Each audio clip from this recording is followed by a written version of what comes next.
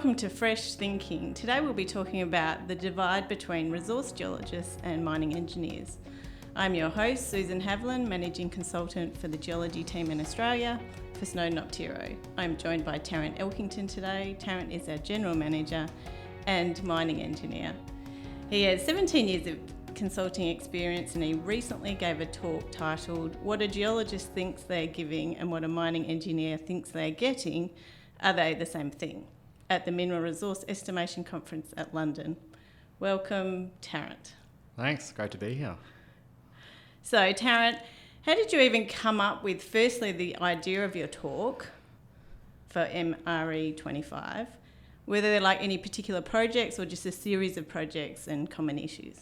Well, I was going to attend the conference and I thought, well, what value could a mining engineer add at a mineral resource estimation conference? Not my area of expertise or whatever. But I've always, over the last 5 or 10 years, I've talked about on previous podcasts, just been interested in this area of the interface that occurs between, different disciplines. So between a geologist and a mining engineer, a geologist and a metallurgist, as potentially being a source of where we have risk or opportunity in a mining project. And because I think sometimes geologists can really devote themselves to their craft, mining engineers, but unless they understand each other and that interface point, maybe some of that value that they develop can get lost. So that was the kind of the idea for the talk.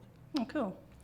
So you called the issue the interface challenge in your talk. So what do you mean? What does this mean in practical terms? Well, really, it's just that connection that occurs between the two disciplines. So between a resource modeler and a mine planner, that might involve, handing over a resource model. It generally does. That's the exchange or the baton point, baton changeover. In a mining study, and so really does that baton get handed over with a common understanding of what a geologist thinks they're giving the mining engineer? They think, oh yes, I've done great, everybody's going to understand what I've done, and a mining engineer picking it up and thinking, oh yes, I understand exactly what I've gotten, right? That's the challenge. Are they actually the same thing? All right. And so do you think there is an issue with the miscommunication between these two groups? Does it affect the success of mining projects? Absolutely. So I think it can make a huge difference, right? When you got different, resource modelers produce different types of models, right? And mine planners tend to take those models and do the same things with them. So depending on which type of model that a mining engineer gets and the processes that they apply might have a material impact to the eventual tons and grade that's estimated in the forecasts, the feasibility studies, determining mining methods, determining process plant capacities. And if you get that materially wrong, that can lead to the failure of a project. Or if you get it right, you might set the project off on the right path for success. Okay. So you ended up gathering input from over 100 professionals. So what kind of people and generally where were they from? Yeah, so the idea initially was to come up with my own opinion on what a geologist thought they were giving and a mining engineer thought they were getting, but that wasn't really a representative sample. So the next idea that I had with Belinda, who co-authored with me, was to do a survey and see what people thought of what was going on. So we put it out on LinkedIn. Wasn't sure what was going to get, not a expert survey person myself, but we ended up getting 130 responses and a pretty even spread between mine planners and resource modelers, about 50-50. And we looked at, we had a wide range of people from consulting to mining companies of different sizes, different experience levels, and also geographies, although most, we almost 50% from APAC region. So it was a really good response and showed the interest in the area. Oh, that's good. So what were the type of questions that you asked? I think we asked like 60 questions or something like Yep, that. It was a lot of questions. I think I might have got it wrong by estimating it would take 10 minutes to respond, and I think the average ended up being 48 minutes, but it's probably just like me and getting the length of the podcasts correct. So we'll see how we go. But the questions that we asked, they were both, I guess, like a multiple choice and free answer text, which is interesting. But we followed through the process. So from, preparing to do a model, from the handover of that model from a geologist to a mining engineer, from what's in the model itself, to the methods that are used in our understanding of it, dilution, uncertainty, grade uncertainty, and then looking at the gaps or the perception of the knowledge of, one group about the other. So yeah, and then the opportunity to have free reign, make some commentary, which was good. So, what was the consensus? Is it that the resource geologists and mining engineers see everything the same way, or do you think we're talking different languages? Or do people think we're talking different? Well, I guess it depends how you look at it. But one of the interesting things are the trends. Generally we ask people, whether they usually followed these processes, always followed them, or whatever. And typically, statistically speaking, there was a good correlation between, we broke everything up by what the mine planners thought and what the resource modelers thought. And generally there was a pretty, good correlation between those results. So they kind of thought the same things. Like if we asked whether like a mine planner knew enough about geology to be dangerous or not to be dangerous, to be able to optimize the mine, they both answered in a very similar way, right? And a very similar answer. So I think people are aligned, but they're also aligned that there are gaps. And so I think that was the finding. That's interesting. So let's step through some of the sections of the survey. What did they say about the preparation steps? Yeah, so I think the preparation steps were a bit mixed. We asked people, whether they always followed these things, whether they usually did sometimes. And most of the things we asked about in terms of preparation, like, does the geologist talk to the mining engineer before they do the model or before they start doing the model? Do they ask about SMU size? Do they ask about bench height? Do they ask about what goes in the model? And they were all about the same, around the the sometimes mark, and so that's the first point, right, of this interface is do the geologists understand what the mining engineers need in order to do their work going forward? So yeah, but I don't, I guess I welcome your thoughts as a geologist, but it's not something that you will always have that discussion, right? There's certain situations where it wouldn't be appropriate. Well, I mean, a lot of the models I do are for junior exploration companies, and there's usually no engineers involved, so it's hard to ask the questions when there's no one to ask them to. Because you're not intending to use it for mine planning, right? No. It's designed to try to get the next level. It's just an initial JORC MRE, so it's not how are we going to mine this, it's is there enough in the ground to even consider mining it? And one of the things is often people don't have a mining engineer appointed by the time they actually go to do the model, so there's nobody actually to talk to.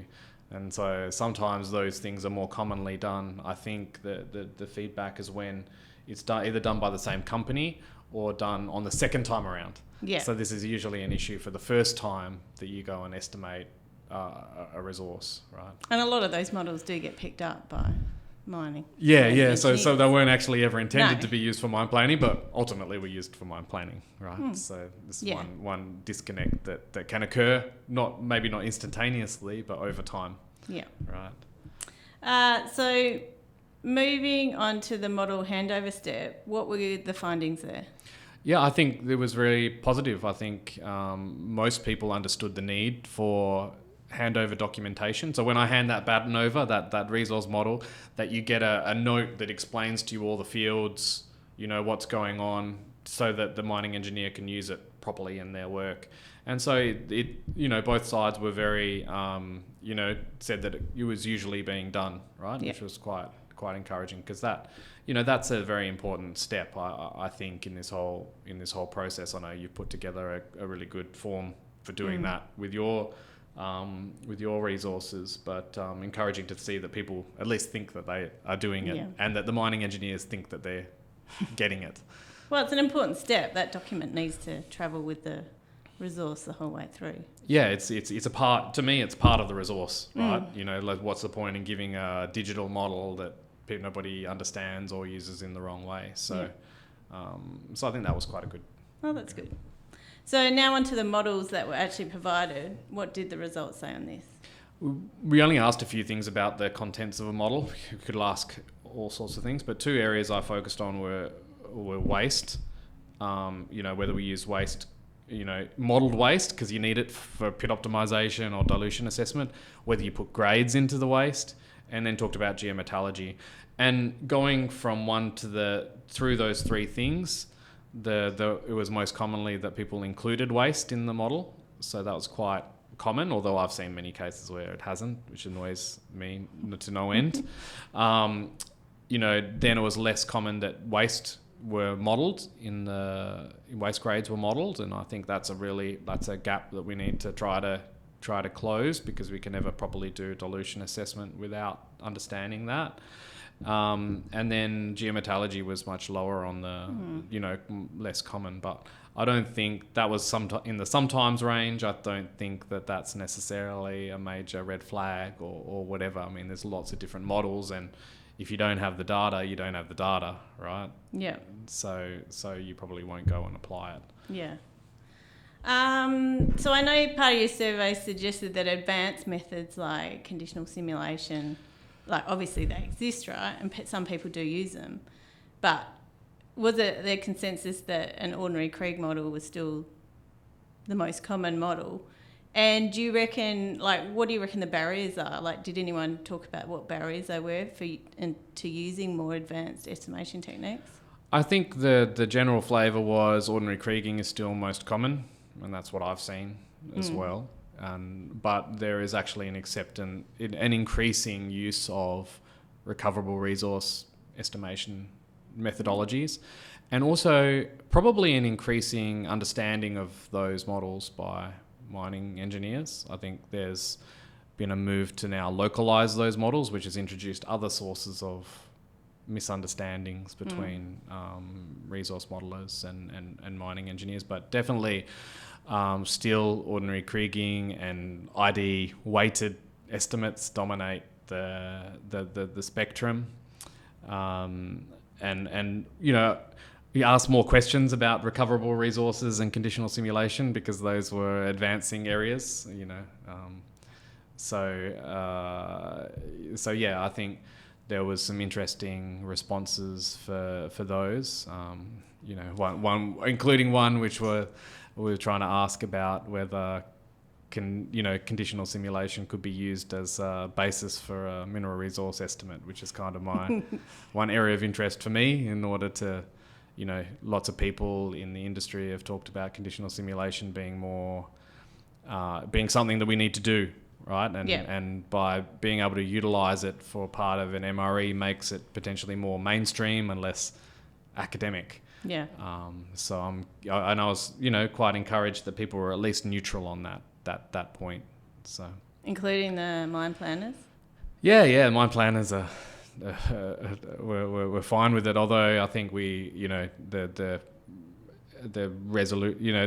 finding was that it's very rarely used, and that mine planners probably don't know how they would use it if they were going to do it.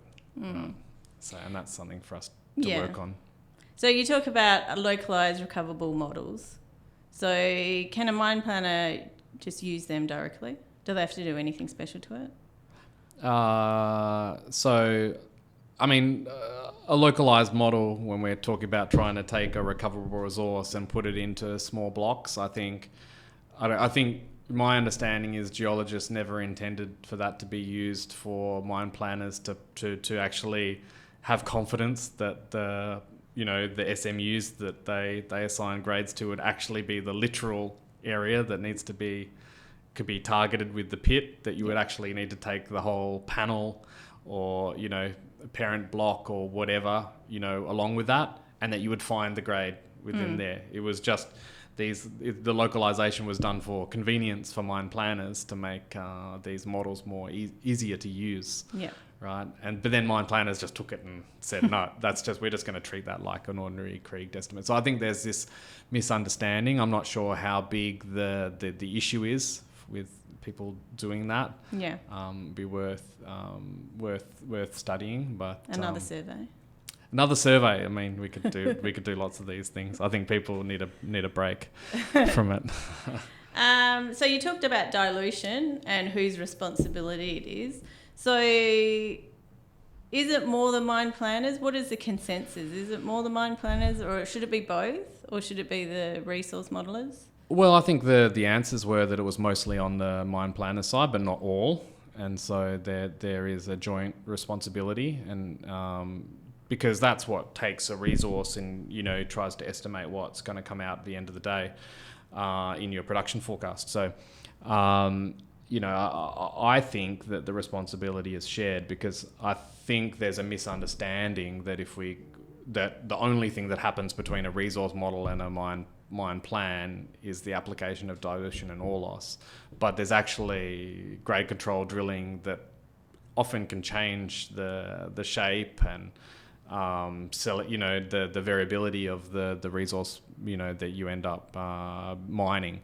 So I think the information effect is an important point there. And if for me anyway, I don't think a mining engineer is equipped to estimate that information effect. I think it needs to be a geologist that estimates the effect. And if we don't do that, then we've missed an important step of that modification of a resource all the way through to mining. So in this survey, were there any surprising findings in the results that changed your own thoughts on the issue, or was it pretty standard? I think most of the responses I could rationalise, to make sense of.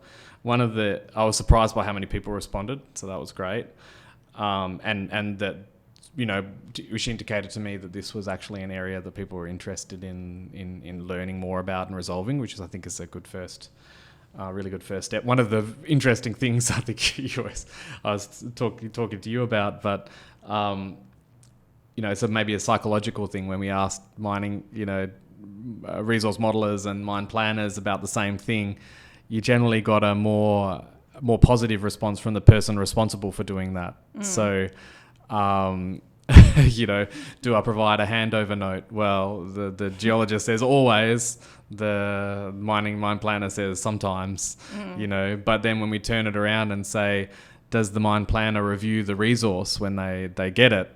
The mine planner was more positive than the geologist. So it's part of that psychology of people thinking that they're doing things more than others, which I don't know whether that's something for the perception gap itself, but I thought it was an interesting finding because it was across the board, really. Well, I think it's a natural thing, right? Natural, yeah.